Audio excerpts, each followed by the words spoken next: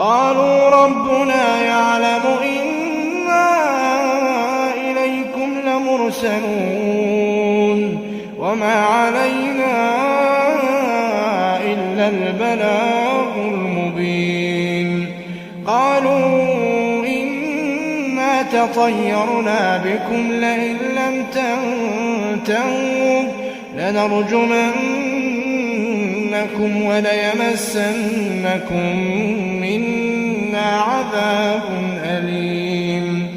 قالوا طائركم معكم أئن ذكرتم بل أنتم قوم مسرفون. وجاء من أقصى المدينة رجل يسعى قال يا قوم اتبعوا